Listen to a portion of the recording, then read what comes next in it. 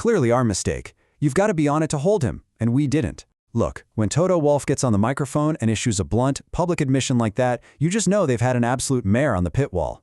Welcome, everyone. If you're trying to wrap your head around exactly how a Grand Prix completely unravels for some of the biggest, most polished names in Formula One, well, you are definitely in the right place. Hello and welcome to this Explainer. I'm your host, and today we're getting straight into our brand new series, Box Box Breakdown. Now, as someone who practically lives in the paddock, analyzing the absolute finest margins of Formula One, I can tell you right now that the 2026 Monaco Grand Prix was an absolute stunner. But, for all the wrong reasons if you were wearing a Red Bull or a Mercedes shirt.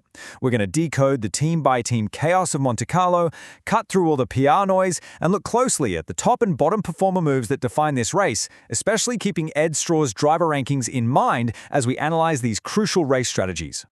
Section 1. Monaco's Weekend of Mayhem, a race defined by DNFs and absolute disasters. Section 2. Verstappen's engine drops dead. Red Bull's sudden power failure right on the grid. Okay, let's just walk through exactly how this played out. Usually, Monaco's the weekend defined by glitz, glamour, and, let's be honest, processions. But this time, it was a brutal showcase of technical failures. Verstappen had actually surprised quite a few of us by putting his Red Bull on the front row in qualifying. But notice how quickly that completely unraveled. The warning signs were flashing straight away. At minute 1, literally on the formation lap, Max reported anomalies. Then, during the pre-start procedure, the team is desperately struggling to get the engine RPMs into the correct operating window. And then, the fatal blow.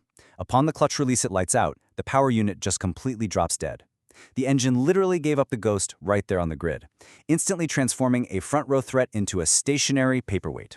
Now, Laurent Mekies, Red Bull's team principal, confirmed to the media that they quickly identified the issue, and what makes this slightly less of a logistical nightmare for Red Bull is that this was actually Verstappen's very first power unit of the season. Because Monaco isn't a power-sensitive circuit, it's incredibly tight and twisty, teams very often run older engines there. Mekies noted they had actually already planned to swap this specific power unit out for a fresh one ahead of Barcelona anyway. But why does this matter for the long game? Well, losing an engine from your pool this early in the 2026 season drastically increases the likelihood of taking painful grid penalties later in the year, right when the title fight is going to be at its absolute tightest. Which brings us to this number 7. Verstappen is currently sitting 7th in the 2026 Drivers' Championship standings, and while a DNF is literally the last thing a driver wants, Max was pretty candid. He admitted that because he isn't actually leading the championship right now, this 0-point finish is a bitter pill to swallow for sure, but it doesn't immediately derail his title defense in the same way it would if he were sitting top of the table. But Red Bull definitely wasn't the only top team leaving the principality with a massive headache. Let's cross over the pit lane. Section 3. Mercedes' costly pit lane blunder. How a simple stop completely ruined George Russell's race. This sequence brilliantly illustrates just how rapidly things can snowball in Formula One. Russell was already having a really tough weekend, outqualified by his teammate, but he was actually in a solid position until this unbelievable sequence of events. So, lap 31, Russell pits to attempt an undercut on Red Bull's Isack Hadjar.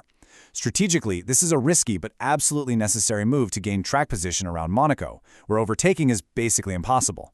The undercut actually works, but then comes a massive unforced error. He breaches the pit lane speed limit and cops a 5-second penalty. It's exactly the kind of sloppy, bottom performer mistake that Ed Straw so rightly critiques in his driver rankings. Then, lap 33, a safety car is deployed because Lance Stroll has a proper shunt at Anthony Nogues. Russell pits again under the safety car to serve his penalty and change tires. But the pit stop is a total botch job, leading to an incredibly harsh drive-through penalty on lap 34. Just listen to George's own words on this. I was asking the team, am I stopping for tires or not? I didn't get an answer. Everything just happened too quick. I mean, it paints a picture of absolute chaos on that Mercedes pit wall, doesn't it? Russell is kept totally in the dark, the mechanics are reacting at the last possible millisecond, and communication completely breaks down at the most critical moment of the entire race. It really threw a massive spanner in the works. So what was the exact procedural failure in the box? Step 1. Russell is called in under the safety car. Step 2. In all the panic, the mechanics actually failed to read the message that they need to serve that 5-second penalty first. Step 3. They touch the car before the mandatory 5 seconds have elapsed. Step 4. The FIA shows absolutely zero leniency here. By the letter of the law, touching the car even a fraction of a second too early guarantees an automatic drive-through penalty. So, because of a software glitch that maybe gained him a tenth of a second in the pit lane initially, combined with the total team communication failure, Russell ends up losing 13 positions. Unbelievable. Section 4. McLaren's Customer Engine Disadvantage. The hidden costs of not building your own power unit. So while Mercedes was having a total operational nightmare, their customer team, McLaren, was struggling with the actual hardware. Lando Norris suffered a properly devastating DNF in Monaco, and it was specifically due to a problem with his Mercedes power unit. Now, McLaren had been looking incredibly strong. They literally just secured a double podium a few weeks ago in Miami, but Monaco exposed a massive vulnerability, and McLaren team principal Andrea Stella was incredibly transparent about why this is happening. You really have to notice the stark contrast here between works and customer teams. As Andrea Stella pointed out, works teams like Mercedes, Ferrari, and Red Bull, they enjoy tight integration. They share facilities and they can seamlessly combine chassis and power unit experiments on their long runs. But customer teams, like McLaren, they face delayed timelines, they face severe reliability risks because they just can't integrate the engine into the chassis as seamlessly, and that leads to isolated development. The new 2026 engine regulations are massively complex, and we are finally starting to see the true hidden costs of not manufacturing your own power unit. Now, Stella was very careful to stress that McLaren is not pointing fingers at Mercedes' high-performance powertrains here. Mercedes is supplying a brilliant engine. The issue is the sheer novelty and extreme complexity of these 2026 regulations. Because there is just so much new technology to integrate, operating as a customer team requires an entirely new level of collaboration, and that simply takes time to establish. But as we all know, in the ruthless development race of Formula One, time is the one currency you absolutely do not have. Section 5. The 2026 title shakeup, what this all means for the championship. Take a look at these final classifications, because this is where the wider picture really comes into focus. While Max Verstappen's engine died and George Russell was serving drive-through penalties, Mercedes' young sensation Kimi Antonelli drove an absolutely flawless race to take the victory, with Lewis Hamilton right behind him in second and Isack Hadjar rounding out the podium.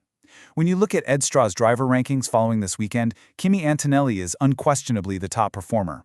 He drove an absolute blinder to maximize his weekend, rocketing up those rankings while the seasoned veteran stumbled spectacularly in both strategy and execution. Russell, even after post-race penalties to other drivers, could only limp home in 12th. Antonelli managed his pace and his strategy beautifully from the very front, proving that execution under pressure is quite literally everything in this sport. And that leaves us with this staggering number, 68. After a second consecutive non-scoring Sunday, Russell's operational and strategic blunders this weekend have cemented a catastrophic 68-point deficit to his own teammate. Just a couple of weeks ago, that gap was only 18 points. Now, thanks to those unforced bottom performer errors and crippling team miscommunications, he faces an absolute mountain to climb. Which brings us to the ultimate question, doesn't it? With Antonelli showing this searing form and extending his lead, and with his massive rival stumbling over reliability issues and frankly amateur operational blunders, are George Russell's 2026 title hopes already fading? I mean, yes, there are still at least 16 Grand Prix remaining this season, but in Formula One, momentum is everything. And right now, the momentum has swung violently away from the seasoned veterans. Thank you so much for joining me for this explainer. Keep your eyes on the data, and I'll see you for the next breakdown.